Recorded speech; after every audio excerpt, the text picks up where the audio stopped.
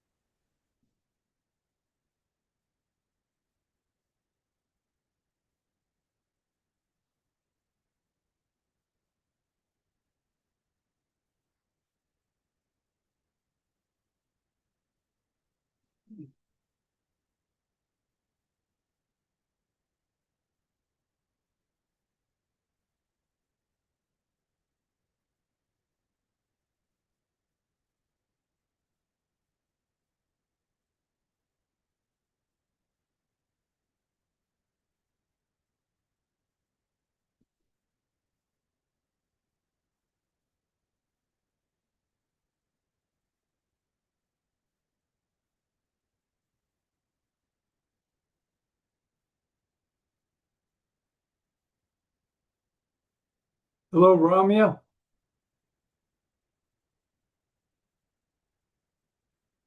Hello, Ramya. Can you put your camera on, please? Yeah, one sec. Yeah. Shall I introduce the doctor? Yeah, I don't see a picture yet, Ramya. Okay, but you can hear me, right? Yeah, I can hear you. Yeah, okay. I think I have a problem with my camera. Um, he hasn't Let's try seen Dr. Cherry. let's try to fix it. It's not even turned on.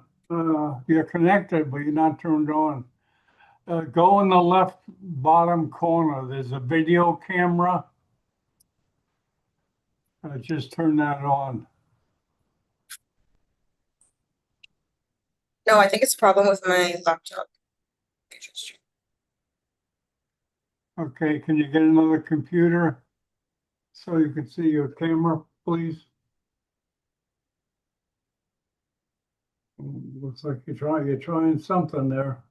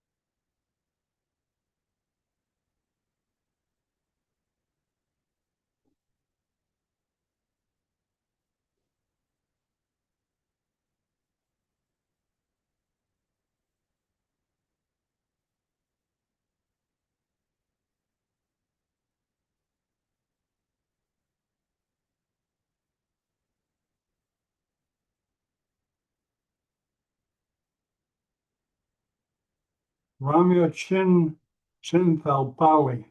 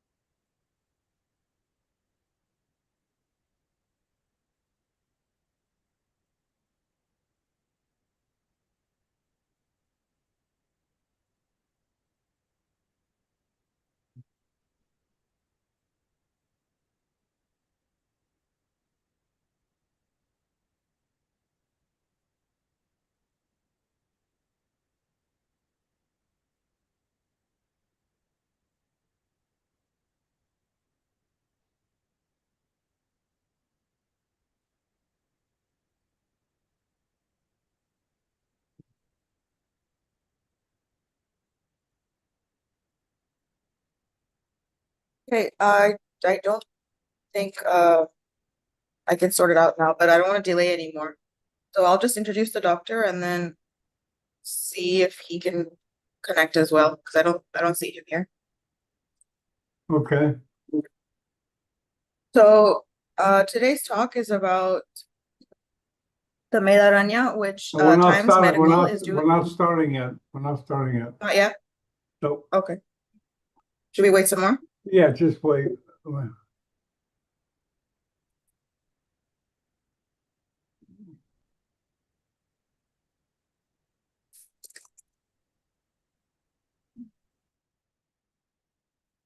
Hey, John, I'm all set. hey, listen, can you post on your Facebook page before we start? We need to get some more Yeah. people. We need to get some more Yeah, people. so Yeah, I real quick, am just post it going. real quick. We're Yeah, live so now. I'm going to post the Zoom link to my Facebook. Okay. Yeah, that'd be great. And then we'll start.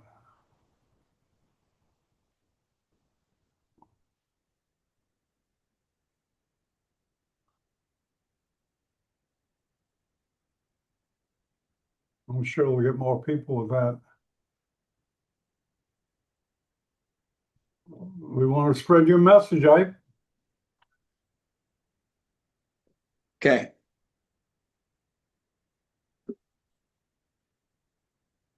Doing that right now. So is it on now? 1 second, buddy. Okay. Yeah, you have a lot of accounts, right?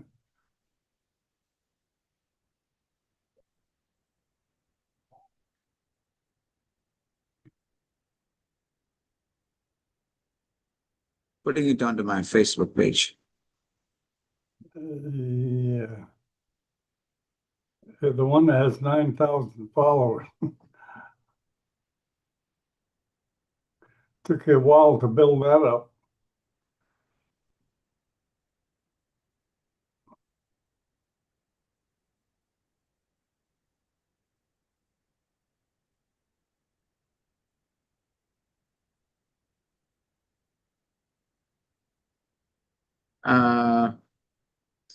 It is just the Zoom link, right? Yeah, I That I sent need to you, post I for it. sent it on your WhatsApp. I sent the picture and the script, including the Zoom. Check on your WhatsApp account. All the information Yeah. is there. Just Yeah. copy and So paste it. I'm good. Yeah. So Copy I'm and putting paste it it. real fast. We'll get more Yeah. people. Done, buddy.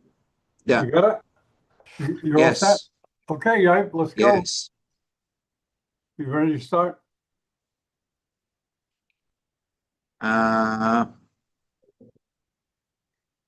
Yes. You post anywhere you want. I will wait.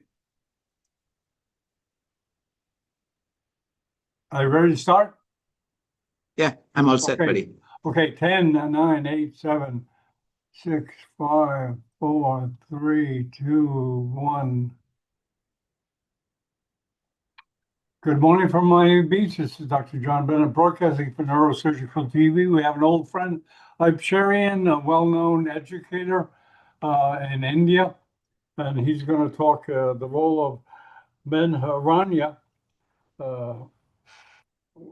at Pune University, and he's going to be formally introduced by Rania Chinapalli, Chintapalli, a neuroscientist from Pune University. Welcome, Ramya. It's all yours. Hi. So Dr. Cherian today will be talking about Medharanya. Times Medical is doing an intraoperative MRI, and the Medharanya engine combines artificial intelligence, virtual reality, mixed machine learning, and mixed machine vision with an exoscope, which is from Sanma, the Sanma Yoko navigation, which is also from Time Medical Design. And with all of this combined, surgeons will be able to achieve hypervision, which is to help them see through the head, through the brain, and even behind a brain tumor or an aneurysm or any sort of perforation. So, Dr. Cherian? Hi, To give more Ramya, about thank you very information. much. Thank you Yeah. very much. So I just realized this when one of my friends just pointed out that I have a talk. I mean, that was just a few minutes ago. But John and me has been working together for many years now, maybe a decade plus. And it has been always a pleasure to work with John. So I'll go ahead and share this screen. You guys can see my screen. It's coming up now. Make it full screen, presentation mode.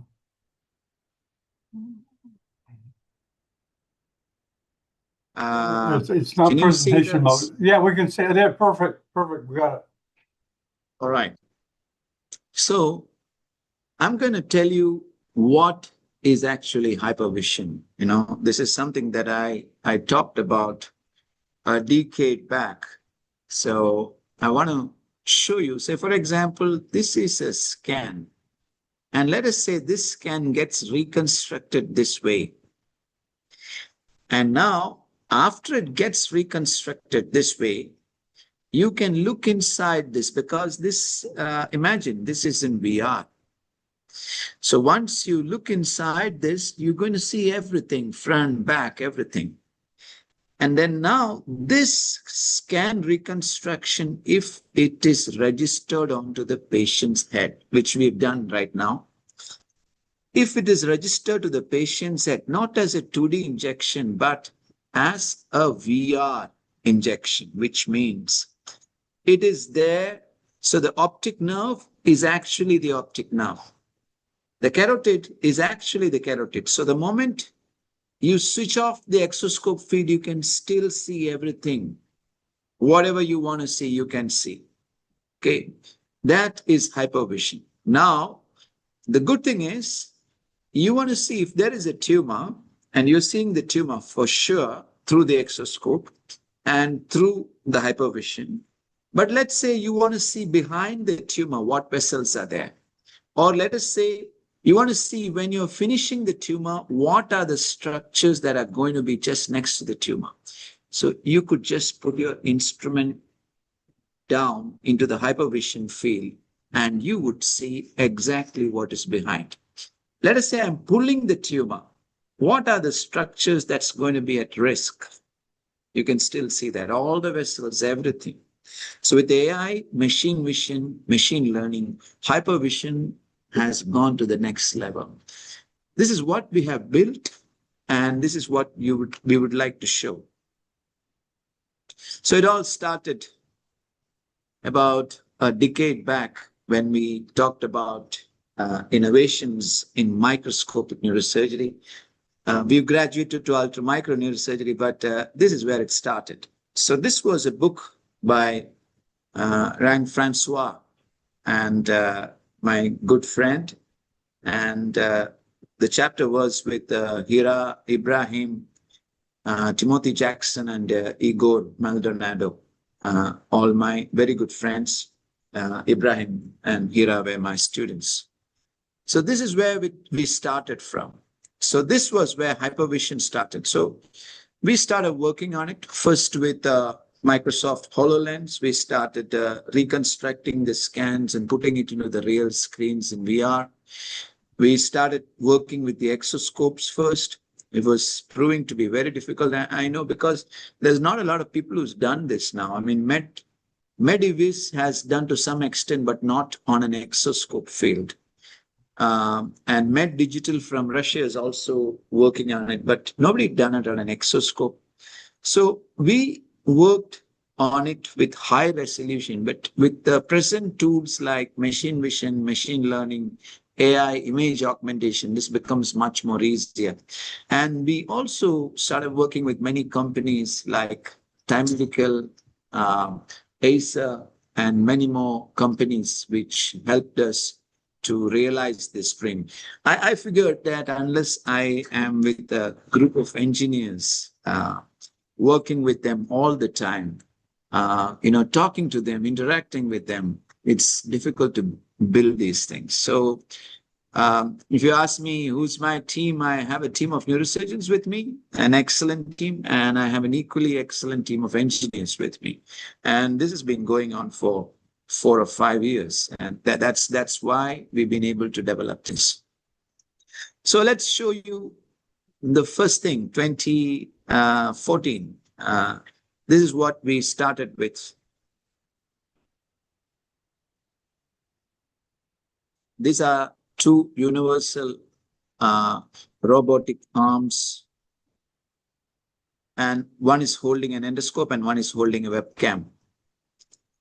My first thing was that exoscope and endoscope should be together, and these arms don't contradict each other. They work perfectly well together, and you can see that they are going in and scanning for a particular mark inside this. I mean, if we put a marker, we put a red mark, it's going to scan and it's going to find out where it is. So I'm showing this to you because this is 10 years before we were able to do this. Okay, in Alicante, right now in India, we are able to do much, much more. This was on a shoestring budget. This was how we started innovations. You see that red mark? And that red mark can be brought to the center by the machine. We're not moving it. It's moving itself. And when Eduardo moves his head, you can see the endoscope moving as well. These were things we thought was very important at that point of time. We finished at 20 in this project in 2014, shoestring budget. Okay, that was where we started from. Then we got into in 2019. We started with the you can see that's a robot Esculapios robot. We were part of the design leads there. That is the HoloLens there. That's hypervision taking shape. This is the intraoperative CT. But now we don't do the intraoperative CT because, I mean, the intraop CT versus the pre-op CT, nothing really changes. The soft tissue imaging is what you need. I mean, the pre-op CT can very well work as an intraop image, because the bones, they don't change at all. Skull base doesn't change at all. Most vessels don't change. So it is the soft tissue that you need, to understand your shift and understand how much tumor you've taken. It is the MRI that you need. So that for the MRI, we brought in a low field MRI with much better signal to noise ratio. So the SNR has been, the last decade has been a tremendous improvement with the signal to noise ratio. So we realized that 0.15 Tesla MRIs, we don't work with them anymore. We work with 0.35s now, which the resolution is amazing. I mean, you wouldn't differentiate them from an old 1.5 Tesla imaging. So that's more than enough for operation theater, because it's not super cooled. It's very easy to maintain, and the 5 gauge line, it's not very far. So you don't have to worry about the usual non-magnetic instruments and all that. After 8 feet, you can use anything what you want. So this is what's coming to Parul. And then, of course, we started ultra micro neurosurgery along the way. That is operating at zooms of more than 40. So the present Sanma Yoko exoscope can give you a magnification of 150. Okay, and this is this 150. You can see a glimpse of very high magnification surgery. It's completely different. I mean, I would say it's almost poetic. Not a drop of blood and extremely high magnification. We're looking at 51.8. At a 56-inch screen, we're talking about 51.8. And as we come down, you can see how intervenous planes are dissected. And you can see this vessel Even that's going to be dissected. That is 56.9, almost 60 magnification.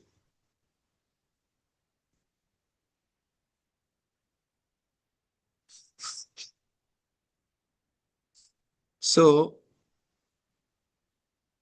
the scissor cuts are extremely accurate, and because I can see, that's the beauty, skill is partly about how you see. And if you have a visualization instrument that is really good, then you can see things. Most people don't see it. They just bipolar it. They say, oh, there's some small bleed. But they don't see the source of it. They just bipolar it. But these are all eloquent. And so you really wouldn't want to bipolar any of this. And the surgical results become much, much better. People sometimes say, oh, this is not required. It's an overkill. Nothing is an overkill. So this was ultra micro neurosurgery. And ultra micro neurosurgery and hypervision, I believe, would bring in a lot of changes to the way that neurosurgery is done.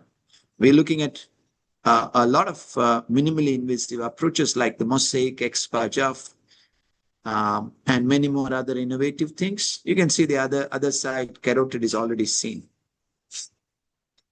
And to people who say this is slow, this is not slow. As you say when you are drawing a gun, slow is fast. Okay, slow is fast. So you see, both the optic nerves, both the carotids, the olfactory, everything, and even the smallest perforators comes into play. You can see them beautifully. Another thing that we wanted to look up was, population screening for aneurysms had never been done before, except in Japan. Some parts of Europe, some in United States, but in a country like India, it is so difficult to do it. So we decided it's not CT angio way, the CT angio which will lead us, because CT angio involves radiation and contrast. And even my educated friends who should be screened for aneurysms, they'll say, oh no, I'd probably pass. So we wanted an MRI TOF screening, which was heavily optimized so that the time should be less than 4 minutes. There should not be claustrophobic. People should be able to pay it from their pocket very easily. Even the not so rich people should be able to pay it from their pocket easily, or it should be easily be able to fit into the insurance programs. So generally, there's a lack of interest for population screening for MRI centers. We made sure that MRI centers would be very interested because they're going to make a lot of money, because this scan could do 50 scans. And many places, there's no radiology support. So we've made sure AI comes in and tells the radiologist who's linked up, out of the 50 scans, how many of them are going to be, positive for aneurysms, and then they can look at those scans. So we got this done. We got an MRI TOF screening, TOF done, open MRI, no claustrophobia. So we optimized the machine to do the scan in 4 minutes and have an AI model to pick up aneurysms. So the costs reduced to insurance level, and it also sorts out lack of radiology support. That's called the Vega. Now this is the age of AI. This is Medharanya that we have put up at Paru. So the Medharanya is the modern brain suit. So we designed it. That's a real MRI. So this is not AI. This is the real MRI. This is in the factory. We set up this OR in the factory, and you can see the navigation there. You can see the VR glasses. This is from Acer. This entire thing is from Time Medical. So this is the Sanma Yoko intuitive exoscope, robotic intuitive exoscope. So with a magnification of 150. So this has been our journey over from 2011, putting up 2 UR arms and a webcam and an endoscope, to 2026, almost 15 years. This is where we've reached. That's the open MR. I have a table, which is an FRP table, which can slide in with the head, head open. So when the patient is during surgery, it can just slide in and slide out. It'll take less than 5 minutes for me to do that instead of, I used to have an intraop MRI 10 years back. It was a Siemens MRI. I'm sorry to say it's a white elephant. Okay. Anybody who aspires to take a 2-room MRI solution, I've been there.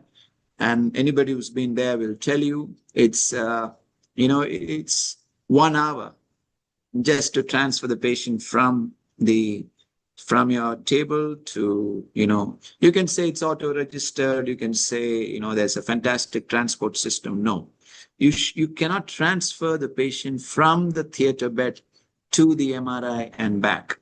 Okay, so you have to have a table. So this table is completely new. There's no more metal pins in there. The head holding is completely different. So everything has been radically changed. So this brings together robotics, imaging, and intelligence. This means machine learning, machine vision, VR, XR, mixed reality, all that. Brings in sub-millimeter precision, greater control, smart technology, and of course, better outcomes. Okay. Now, the exoscope is a robot, so it is intuitive. So there is, it doesn't. I don't have to control it. I don't have to worry about my foot pedals and things. Wherever I point my instrument, will go there, focus, zoom. Only when I need to override it, I need to. I mean, of course, the robot is not so intelligent at times. So sometimes I may want to look at the periphery of my field. It's not just the center that I'm working in. So that time I may need to override. And overriding is it's a very, very smooth thing. Also, we're looking at. You can see that pin, that thing is less than 1 millimeter, and that's what is seen on the focus. That's a less than 1 millimeter, and that's the instrument that's the tip of the forceps that I'm looking at, and we're looking at almost 100 zoom. So this is what we've been. With the NDAs in place, I may not be able to talk too much about this, but then Excuse me, I think you fell off the screen. You fell off the screen share. I fell off the screen share. Yeah. I'm not sharing. No, you're not. No. No, lately you haven't been. Can you? Right. Let me share once more. Do it again.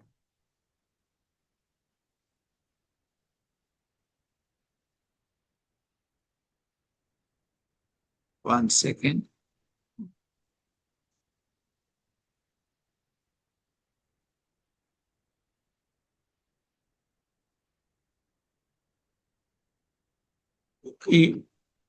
Am I sharing now? Yeah, you are. Perfect.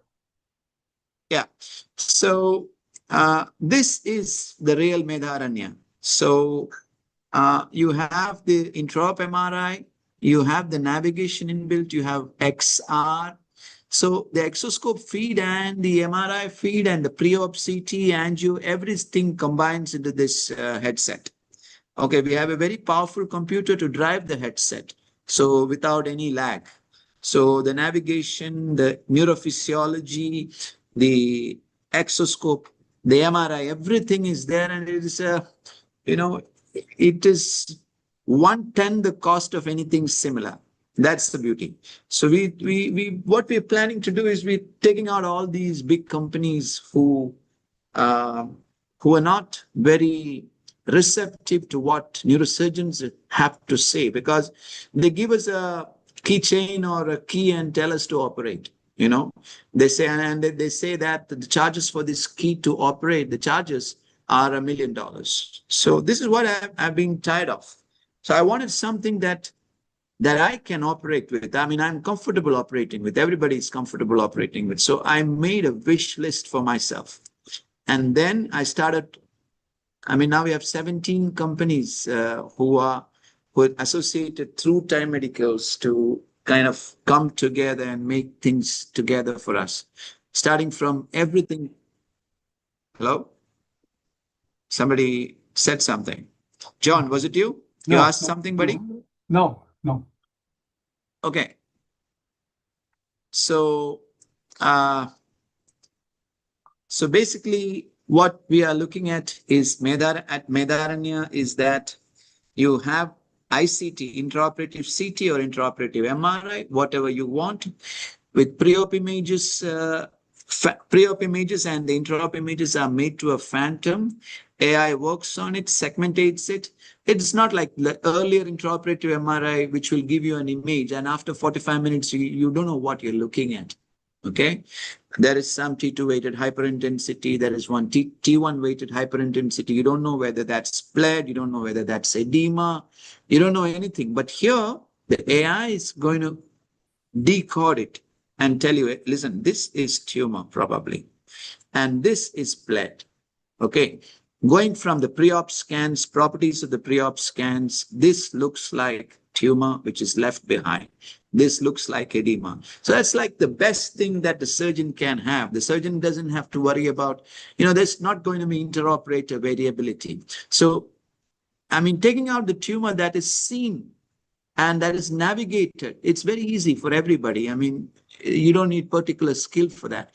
You need skill to kind of identify things. This is what I realized in neurosurgery. It's, of course, for microvascular anastomosis, you need skill, we have it. But most of the things in neurosurgery, the skill that you require is experience to identify where's tumor, to identify what's behind the tumor, to identify if you pull this tumor, what's going to happen, to identify whether I've taken the tumor completely, or am I going into the brainstem, am I going into some important area. So this is what Medharanya sorts out. So in 2 or 3 months, we will have it in Paru, and Jan, we are inaugurating. I mean, you guys are most welcome to come. And I would ask every one of you to go ahead and innovate, because neurosurgery has been this way for 50 years. Okay. Yasagil got the microscope into neurosurgery. That was one big change. But this era, it's not the microscopic era. We should be way ahead of that. We should not be still sitting with Penfield's dissectors and other things that we're still using. There's everything has gone a long way. 50 years back, the aircrafts, they were turboprops. Today, we have drones, we have aircrafts, UAVs, unmanned aerial vehicles. So this is where we have to go to, okay? Unmanned aerial vehicles. Very soon, surgical robotics. We're looking on surgical robotics. We're working on the surgical robotics. We're trying to minimize robots like Da Vinci, trying to get lasers, RF, everything into the field. I mean, I think I'll keep on continuing doing this. It has been a great journey till so far. And I'm sure the further journey also seems very exciting. And thank you very much. And this is where I was awarded one of the best 20 innovators in the history of neurosurgery. I mean, Professor Goyle is also there. It's very, it's really, it's an honor to share the screen. Share these awards with him. So thank you very much. Stopping sharing now. Any questions? Welcome, please. Yeah, I'd like to comment. First of all, I'd really like to come there and help work with you. It just seems like an exciting part of medicine. And robotics has really surprised me. I first saw it with Google when Google was actually involved in building a car. They fell out of that with Waymo, but I didn't think robotics would have anything to do with neurosurgery. It's so precise, but robotics has got very precise it's amazing. Weren't you amazed at how precise robotic systems are? Well, that Google's project was an inspiration for all of us. If there can be a car going on in this chaotic streets of India, then I guess why not?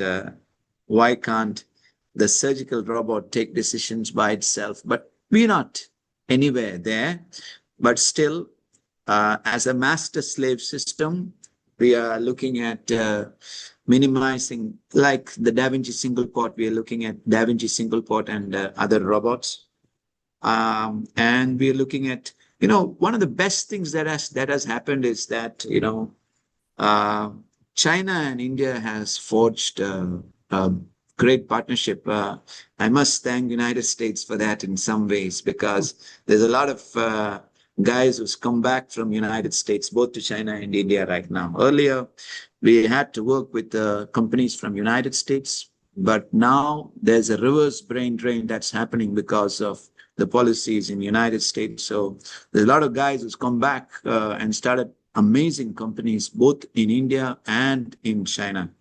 And together, these things, I mean, a lot of things are possible. That's what I'm looking at. So, well, there's a lot of things possible if the whole world puts their weight behind the right things instead of the wrong things.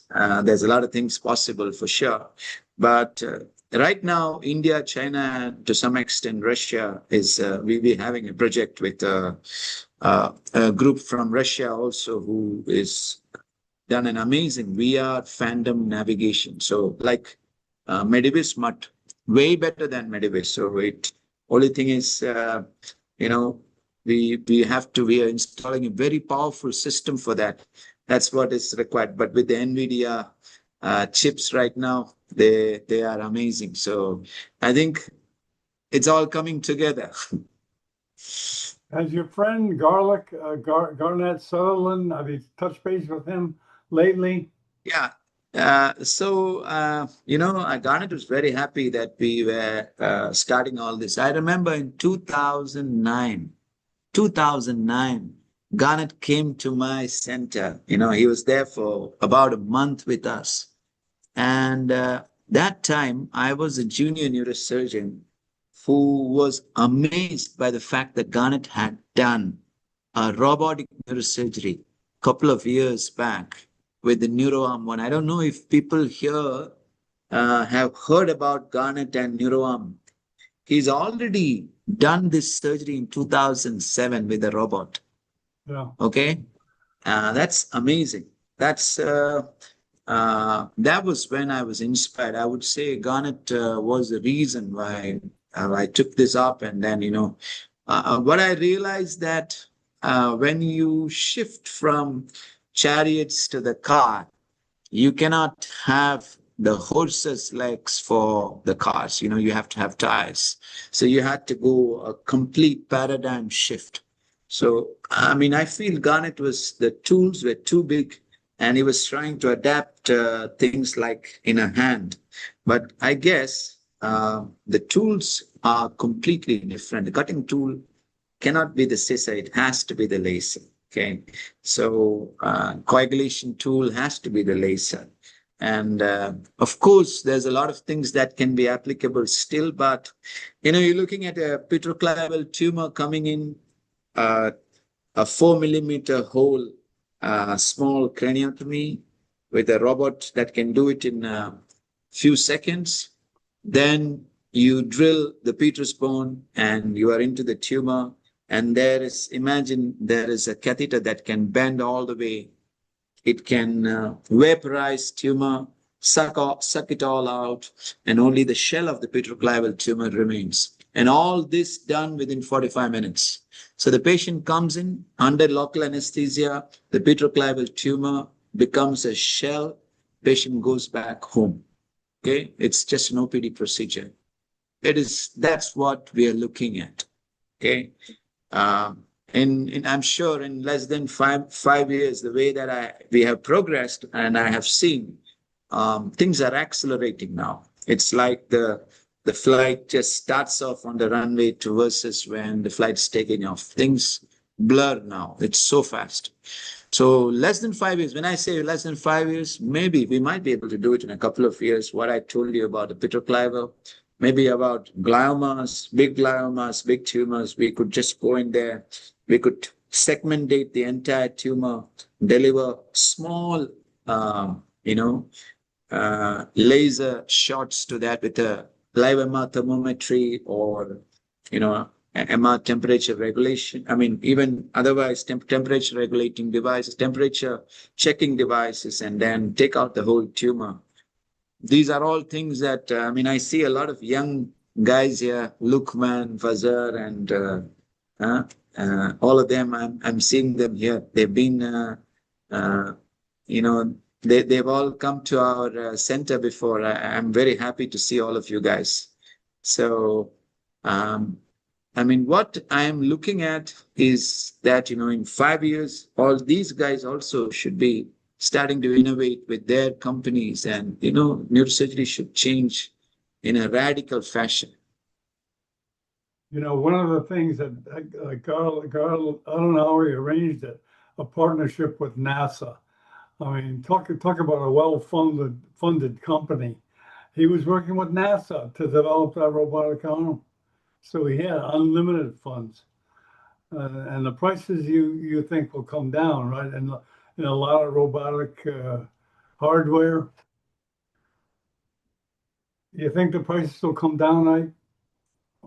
Yeah. So let me tell you this. The Medharanya, this entire suite, okay, the Medharanya's entire suite, which means including exoscope, navigation, QSA, the IMRI, everything is going to be less than 3 million.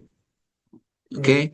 While the IMRIS brain suite, which just had a 0.5 Tesla magnet, which is very old, and brain lab navigation, just two of them, no exoscope, nothing else. And those were not linked in a proper way, not linked in VR. It was just, it is just registered. I've seen those kind of systems.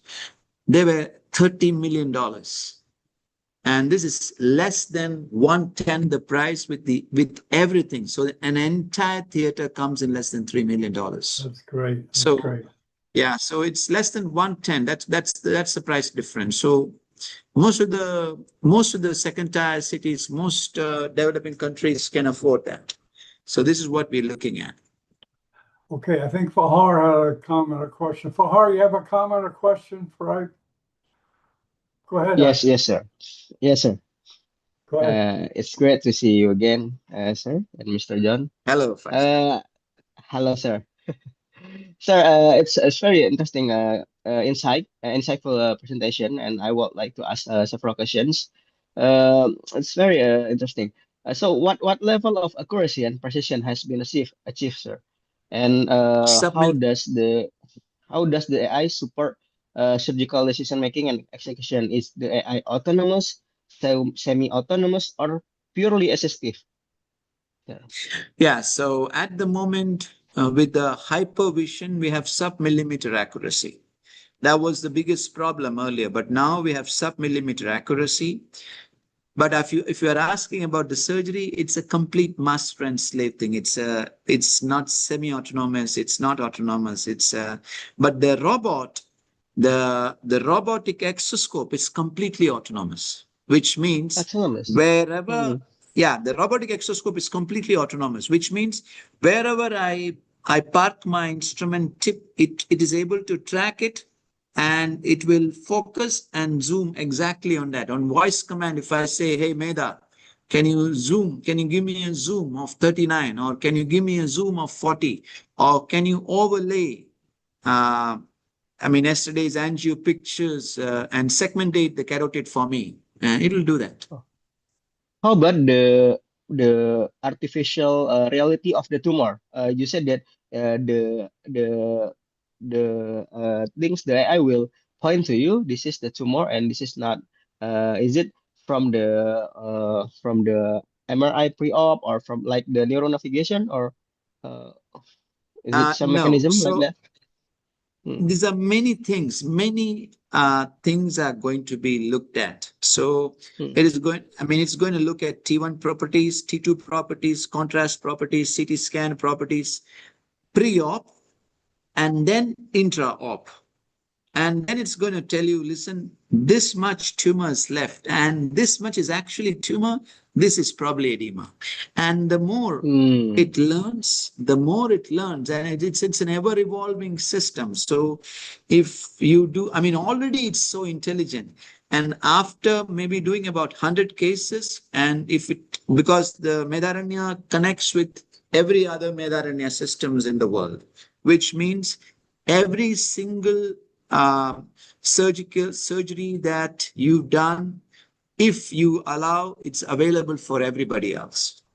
So we wanted to put Medharanya in centers which are rather big centers, where the data can be shared without anonymized and shared, so that the surgical steps and the surgical recordings are available, and uh, so the system keeps on learning. It's like a sentient being. Yeah. You will make a great data sets for the AI to have to make it a great machine learning for the AI. I think it's Yes, very good. Yes. yes. And my last question is what safeguards are in place to ensure the reliability and patient safety? How are the errors detected and mitigated, sir? Yeah, so see, everything can be bypassed by the surgeon. Whatever the machine protocols are can be bypassed. We are not looking at surgical robotics now. So, for example, let us say that I asked the Medha bot, okay, can you just superimpose the carotid? I'm in a large pituitary tumor, and I want to see where the carotid is.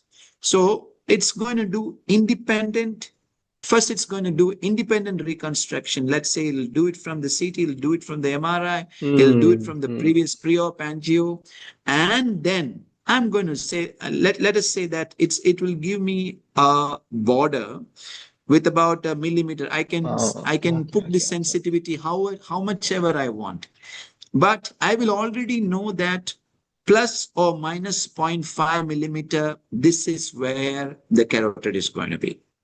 And then I can use either ICG, or I can use the Doppler, and the Doppler even is navigatable. So I can use the Doppler, and I say that, listen, this is where I found the carotid, and it'll correct to that as well. So every single data set that I'm giving it during the surgery, if I'm putting a Doppler and saying this is the carotid, this is where the pulsations are seen, it will learn and it will show you that, okay, this is the carotid. But already I know 0.5, or let's say 0.5 millimeter margin, I already know where the carotid is with independent reconstructions. Okay, sir. Okay. It's very good. So, it will be very interesting after so many data, and I think it's a good idea to have every surgery so the AI can learn much from it, sir. So AI can have a great data sets for that to do the great machine learning, sir. I think it's a great idea, The sir. only Thank you, sir. way, it is like chess, you see. Chess today, uh, every single game played is available. Mm. So every single game played at a tournament for the last 150 years is available. So anybody makes a new move, then it's a new move. Otherwise, they say this game was played, let us say, Before. 63,322 times before, and this was the result. This many games went into draw. This many games the white won. This many games the black won, and this was the progression later. So this is the future. Data is the future.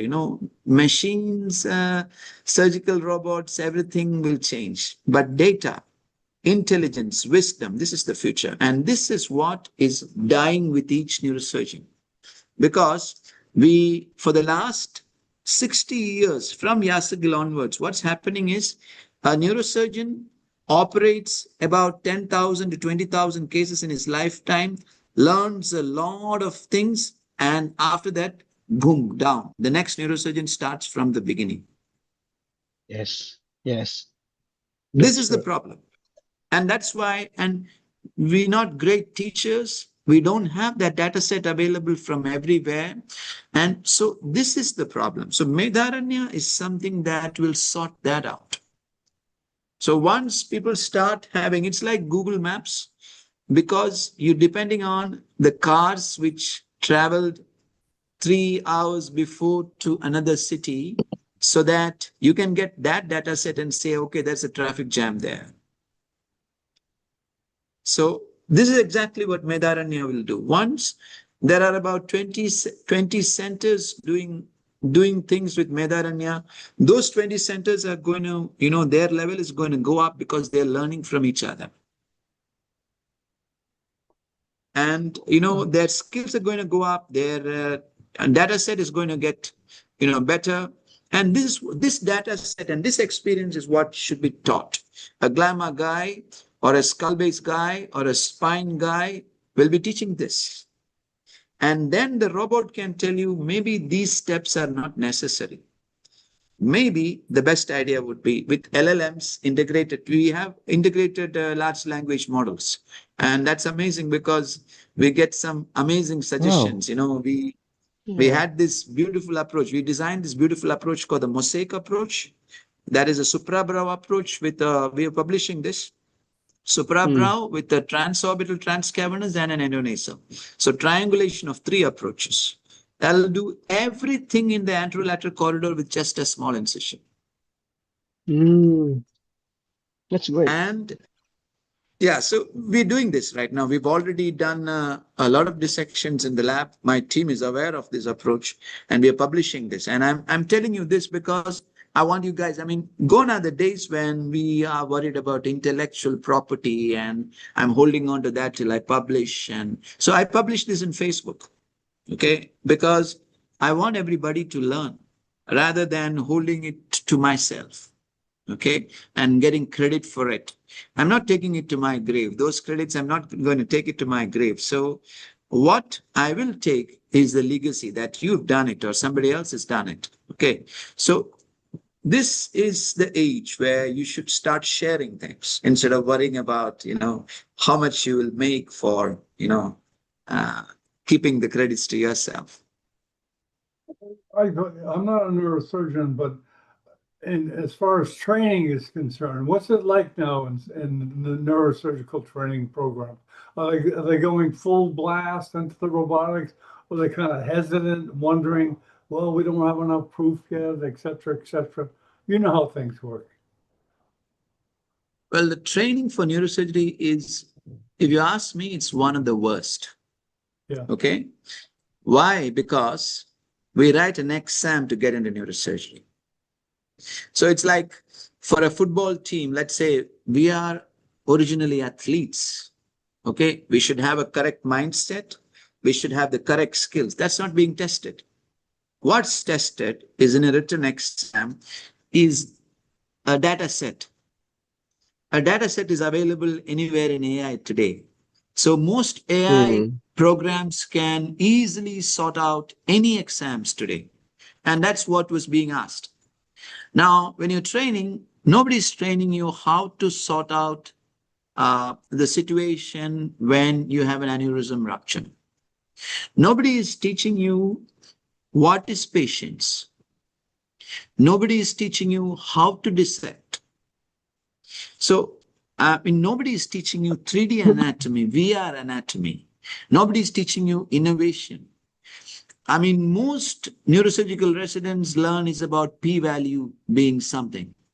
Okay, they call that as research. It's a pitiful thing. I've been telling this for a decade. It's such a pitiful thing that most of the neurosurgeons are just focused on p-values. So I think this is the time for us to change.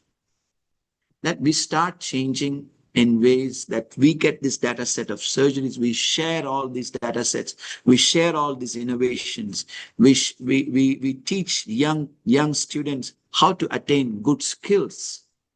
Go to the lab and start suturing on 0.5 millimeter vessels, 0.4, and use 11-0, use 12-0 sutures, and innovate instruments. And this is what neurosurgical training should be. And unfortunately, it's not.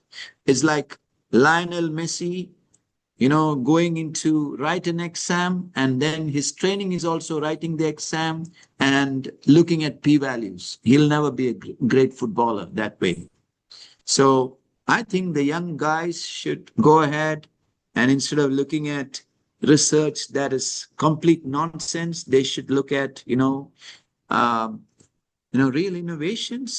And everybody argues to me saying that, oh, no, research is not that, and research gives you statistics, and that's not neurosurgery, okay? That's academia. Academia is not real innovations in neurosurgery. You have to come out of that. So, well, that's my opinion. I know it's a strong opinion, but that's my opinion. Thank you, guys. Thank you very much for coming here, and I hope I could give some fresh inputs to you. Well, I hope we can get Garnett on here. You think he'd like to Yeah. come and talk a little bit? I'm looking forward for you to come here, John. Let me know, and Yeah, I would I'll love be. to. I would love to. It seems like things are really happening now. Things Yeah. it Yes, it seems is. exciting. And then thanks everyone for coming. Fehar and Ramya, thanks for moderating, and everyone else, Yes, sir. stay tuned. Thank you. Thank you, Fajal Thank you, sir. and Lukman and all of those Thank you, sir. guys.